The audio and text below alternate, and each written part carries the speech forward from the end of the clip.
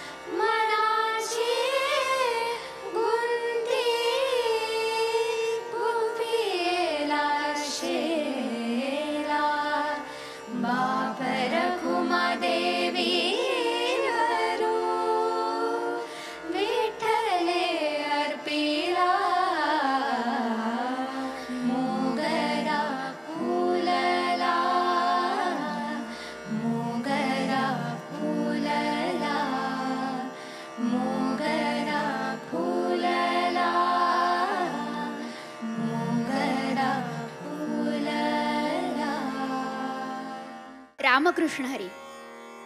काषाय वस्त्रम करदंडधारिणम कमंडलूम पद्मकरेण शंखम चक्रम गदा भूषितम भूषणाढ्यम श्रीपादराजम शरणम प्रपद्ये.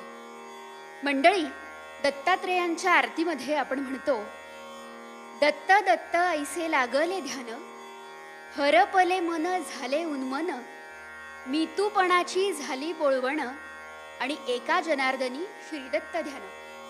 स्मर्तृगामी असं दत्तात्रेयांचं हे रूप, ते तेज, ती प्रतिभा पुढील सुरावटीतून आपण ऐकणार आहोत.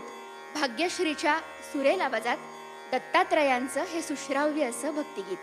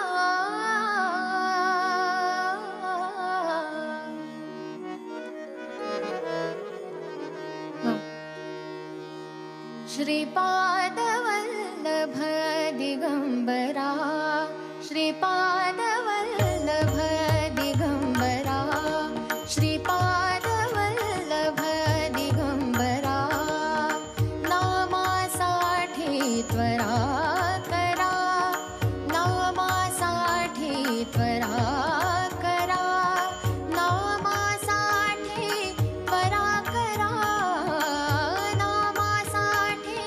त्वरा करा, श्रीपादवल्लभ दिगंबरा, श्रीपादवल्लभ दिगंबरा.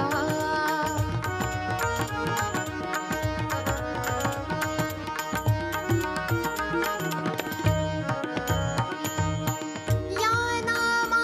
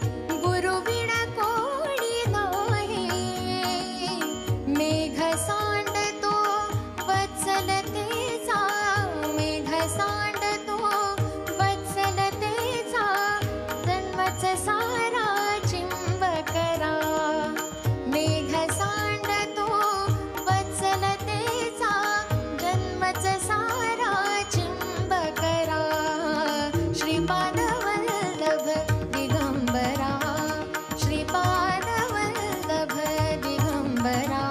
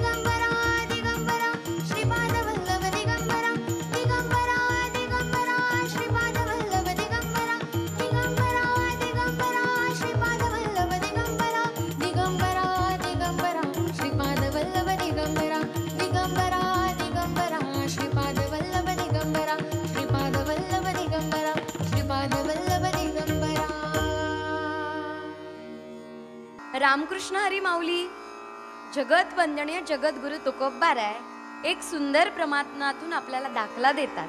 ते म्हणतात, धन्य आम्ही जन्मा आलो, दास विठोबाचे झालो. खरं म्हणजे आपल्या सर्वांना जो अनमोल असा देह भेटला तो अतिशय दुर्लभातील दुर्लभ आहे. ज्यावेळी पाप आणि पुण्य हे समान होईल त्यावेळी हा मनुष्य देह आहे. मग आपल्या सगळ्यांना प्रश्न पडेल, पाप किती केलं हेही आपल्याला माहिती नाही आणि पुण्य किती केलं हेही आपल्याला माहिती नाही. थोडक्यात आंधळ्याच्या हातामध्ये कावळा सापडावा असा हा आपल्याला योगायोगाने देह भेटला, नियतीने भेटला. म्हणून मी माझ्या जीवनामध्ये धन्य झालो की भगवंता असा अनमोल असणारा देह तू आम्हाला दिला. आणि अशाच धन्यतेपर एक सुंदर भजन आपल्या सर्वांच्या समोर सादर करणार आहेत सुंदर अशा गायी. तर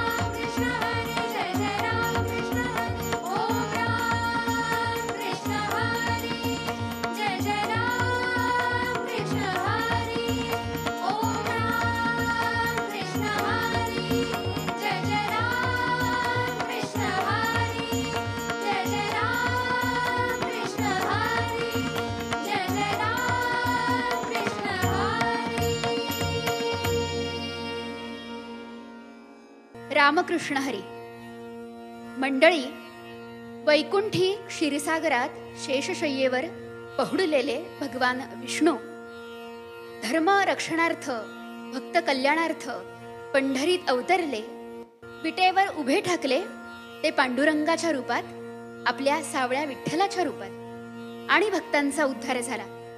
तोच कानडा राजा या रचनेतून अनुभवूयात, ऐकूयात. कानडाऊ विठ्ठलू कर्नाटकू ही सुश्राव्य अशी अभंग रचना.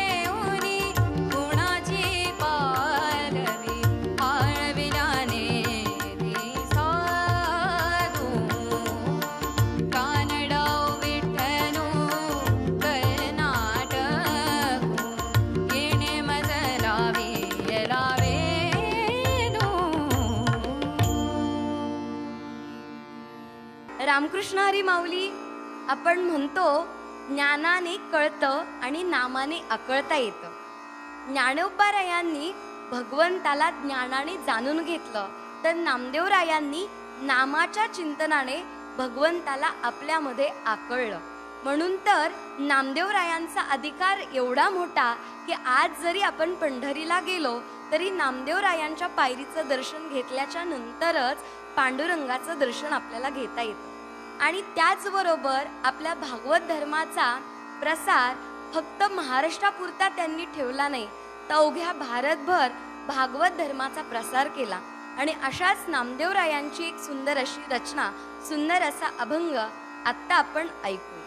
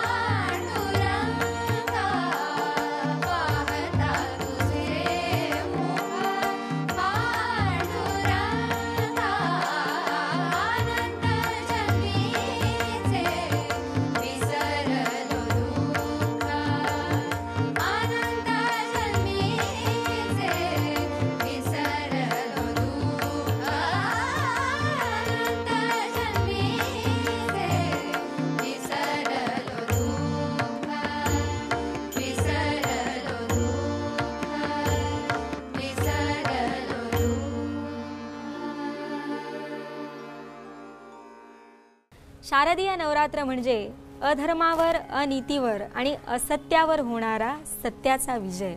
माऊली, असं म्हटलं जातं की या 9 दिवसांमध्ये देवी दुर्गा माता ही पृथ्वीवर प्रकट होते, म्हणून पृथ्वीला देवीचं माहेर घर असं म्हटलं जातं. तेव्हा आपल्या सगळ्यांना अभय देणाऱ्या दुर्गा मातेच्या आजच्या स्वरूपाला म्हणजेच काल रात्री देवीला नमस्कार करून आता वेळ झाली इथेच थांबण्याची. पुन्हा भेटूया तुमच्या आवडत्या कार्यक्रमात, ज्याचं नाव आहे अवघा रंग एक झाला, जागर स्त्री शक्तीचा, उद्या सकाळी 7 वाजता फक्त आपल्या झी मराठीवर.